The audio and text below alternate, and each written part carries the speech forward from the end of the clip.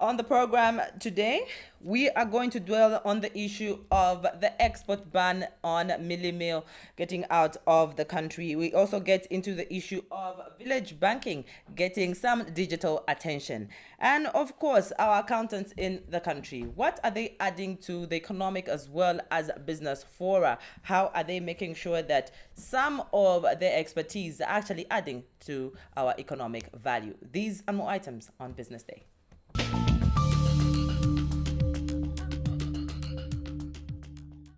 Thank you so much for joining us. This is Business Day. We are going to first start talking about the issue of Mealie meal and maize in our country. We have had policies shifting left, right, and center when it comes to the issue of restricting maize, restricting Mealie meal getting out of the country. I'm very glad that my first guest is the Executive Director of the National Union for Small Scale Farmers of Zambia, Dr. Frank Kayula. He's going to help us understand what impact and effect this is having on agriculture, especially for small scale farmers as a business. How are you? I'm okay, Judy. All right. Thank you so much for coming to Business Day. Thank you so much. All right. And I'm very, very happy to be here. Okay, so let's get this clear. Ban restriction on maize, on Mealie meal. Well, for us as a union standing in for small-scale farmers, we don't like the ban in whatever form it will come and whatever stage it will come. I'll explain the reason why. But a restriction is much better because you are saying that we will continue the flow, but at a restricted level, and we ensure that the Ministry of Agriculture is regulating how much maize or how much Mealie meal. The best way to go actually is how much Mealie meal is going out of this country, because we do not want to export jobs with our commodities. We want the processing to be done in this country so that we are selling commodities with higher value than selling the raw material. The bans are not very healthy for business. For us, farming is a business, and we are trying as much as possible to inculcate in our farmers, small-scale farmers, smallholder farmers, that farming is a business and they should plan. They should produce knowing that they are producing as a business. And I know that we are a long way from reaching that, but we are getting there slowly as this information gets out. Dr. Kayula, I know for a fact that, your union is in a constant communication, be it with the NFU as well as, the Ministry of Agriculture.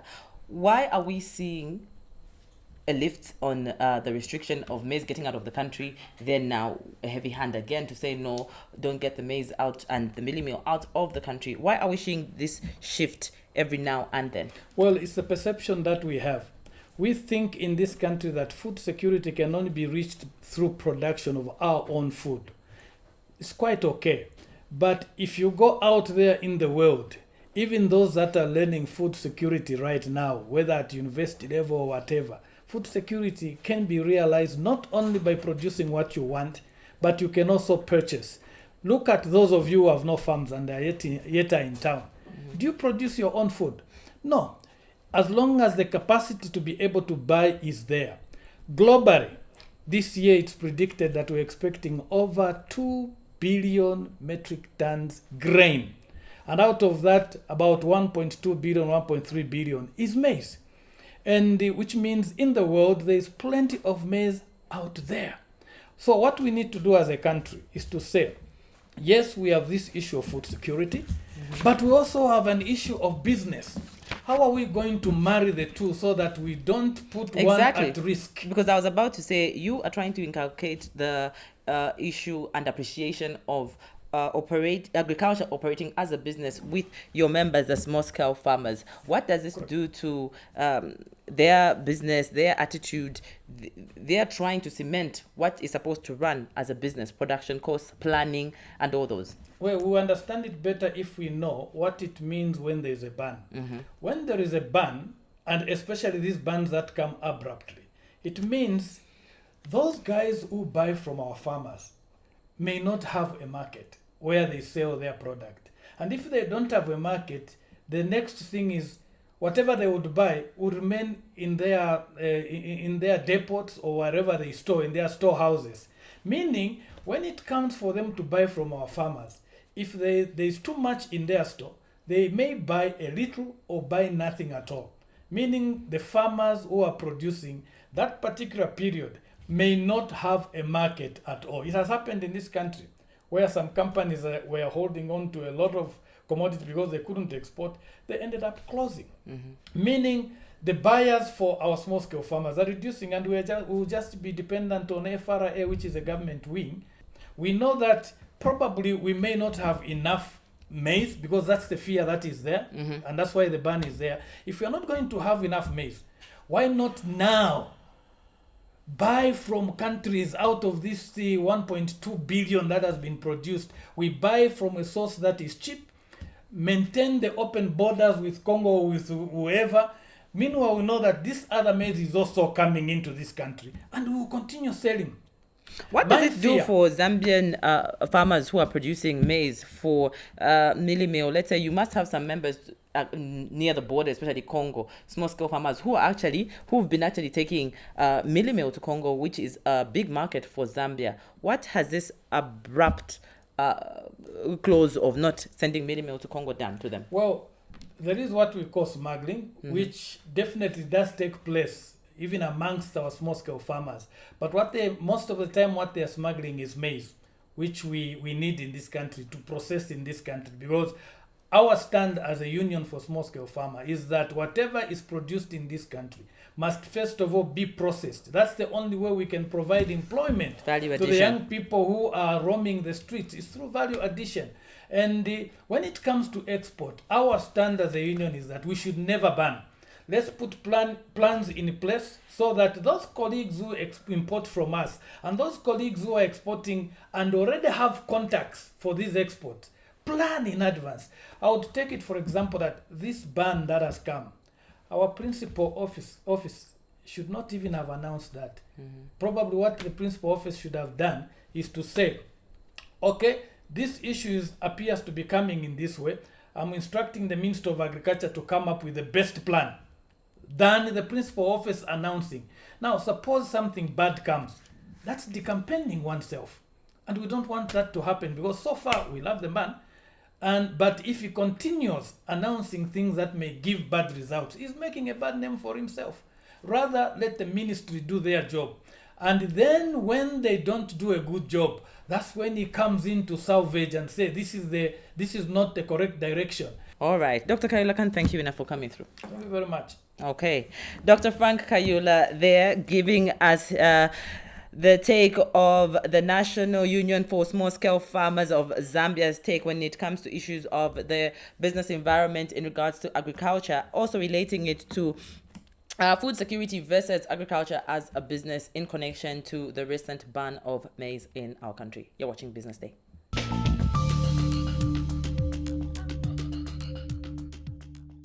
Thank you so much for still watching Business Day. We've just been talking to Dr. Kayula, who is the Executive Director coming from the Small Scale Farmers, giving us his take on the issue of the maize, Mealie meal ban when it comes to Zambia's image as a country in the agriculture business. Talking about business, accountants are in every field, be it agriculture, be it the corporate world. They are everywhere. We want to find out from them their impact when it comes to the growth of entrepreneurship, business, as well as our economy as a country, especially at the level we're at as Zambia. I'm very glad that I have Janice Matwi, who is the head of ACCA Zambia, as well as Mr. Sean Mukelabai, who is ACCA Zambia Network Panel Chair. Thank you so much for coming to Business Day. How are you? Well, fine, thank you. Thank you for having us. All right, Mr. Mukelabai, yeah, okay. Thank you so much for inviting us here. All right. Over the year. Zambia is at a very interesting time. There's industrialization, there's issues of everyone getting into entrepreneurship, then it's the information age. So it's rife, and the economy has got this back and forth movement. But in that, accountants are at the heart of this, because the numbers are floating this way, that way, how to balance them, how to make sure that the revenue is coming in, and we're doing okay. So where do you place yourselves as ACCA when it comes to, firstly, we start with the budding entrepreneurs, them in a space of a growing economy? So thank you very much for that question. And I think it's really important to note that accountants are in every sphere of business right now. And as ACCA, we pride ourselves in being the number one forward-thinking professional qualification, and we've invested a lot into looking at trends, and I'm happy you've asked about entrepreneurs.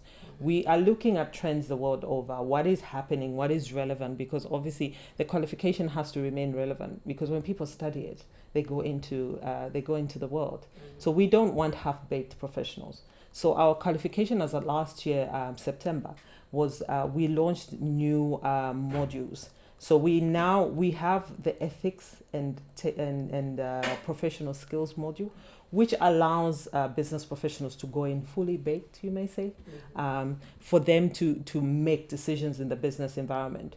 We also have the strategic business leader, which is very based on case studies. So we look, it's basically looking at what are the trends world over. What decisions would you make as an executive?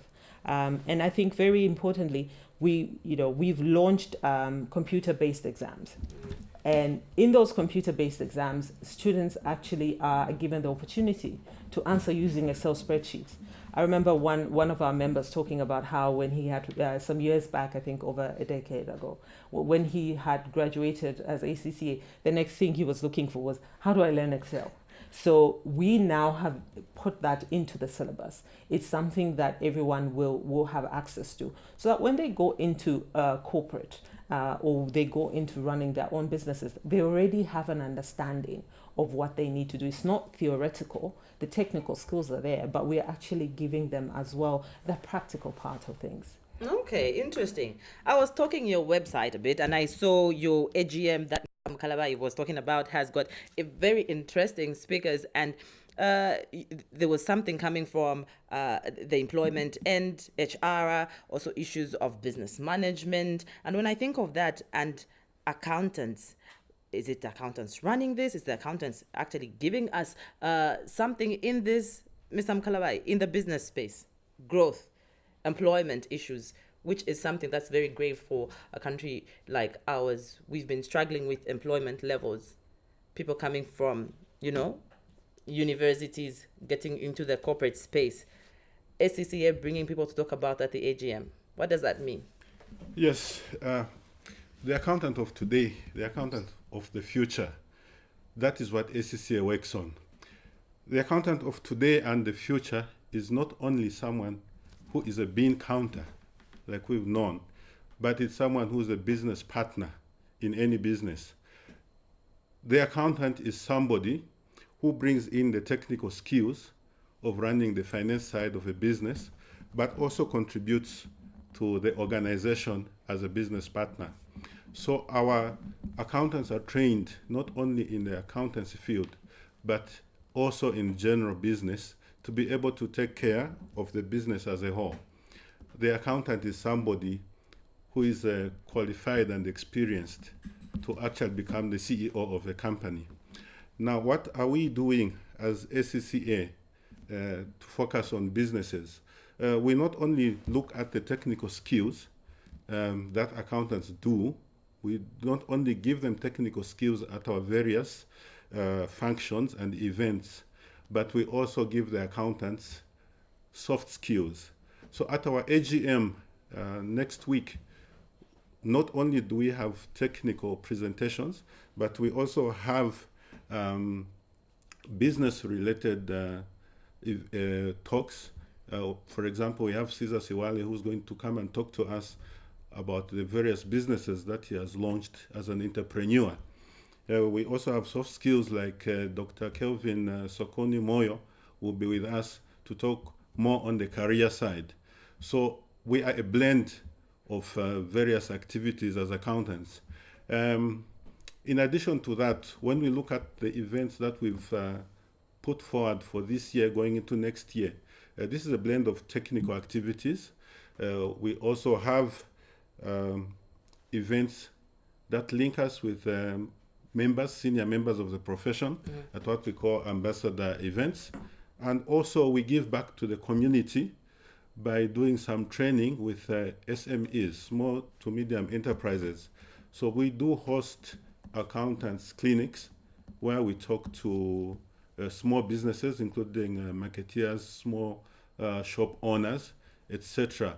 We sit one-on-one with them to talk to them about how they can run their business, how to formalize certain activities like banking, dealing with Zambia Revenue Authority, dealing with National Pension Scheme Authority, and also how to raise finances for their businesses. Okay. I'm glad you brought in the issue of social corporate responsibility, which I think should be one of those that each organization, be it NGO, be it, just the other contribution to what you're also doing in the community. Now, when you were talking about careers, I thought of a person who wants to get into the career of accountancy today. And I remember Janice was talking about how the Excel and the information age. How are you blending those two? So very importantly for us, especially this year, we're going to be focusing on the accountant in the digital era. Mm-hmm. And that is our theme at the pre-AGM workshop, because there's a lot of changes coming in. It's no longer just about ledgers and big books. It's about also understanding what the world is doing. There's cryptocurrencies now. How do you achieve that as an accountant? For us, what is what is important is ethics, because it's at the core of everything we do. Accountants report a lot of conscientious issues sometimes, and they have to remain ethical. It's about, making that call. What do I report and what don't I report? So ethics is very important for us. And so we're having all these conversations. So digital for us is very important. We've actually recently launched webinars that are free online. So anyone who would like to have a look, they can visit the ACCA global website and register, and it's for free. So these are the things that Mr. Mukelabai was talking about in terms of upskilling, because every year we are always adding in something new.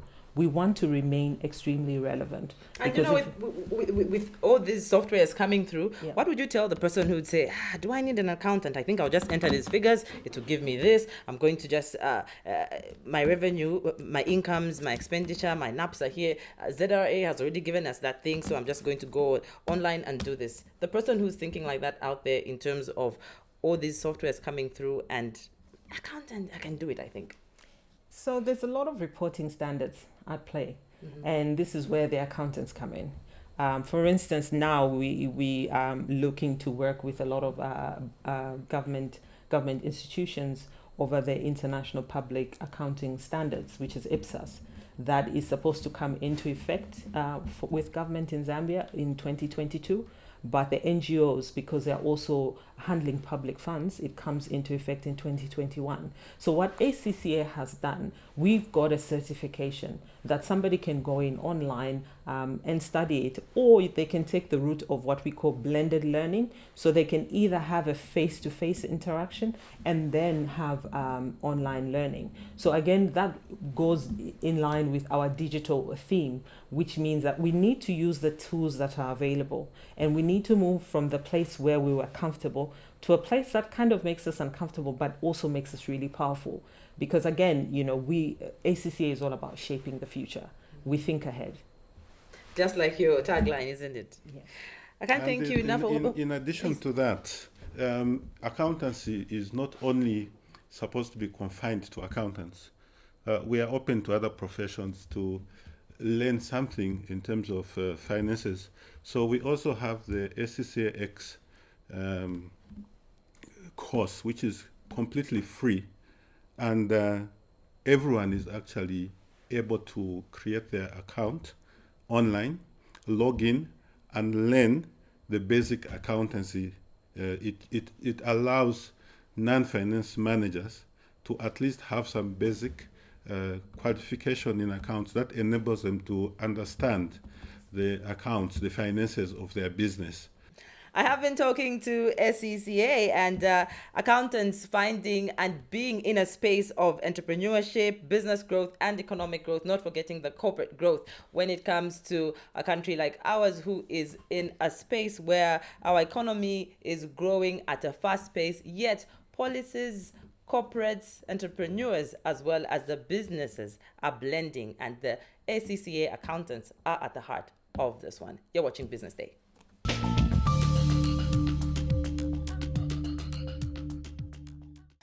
You're still watching Business Day. We've been talking, we did dwell a bit on the issue of being in the information age with the ACCA, actually embracing what it's bringing. And our next interview is actually going to dwell on that one as well. We've all heard of village banking and how this growing trend in our country has helped a lot of people in terms of saving, knowing the importance of literacy financially. But this time, Mangwee comes through with just embracing the village banking and introducing it to a digital space. What is this all about? What is it doing? And what did actually make them think of this one? Inonge Kampamba is the Chief Executive Officer of Mangwee. How are you? Thank you so much for coming to Business Day. Thank you for having me, Judy. It's a pleasure. All right.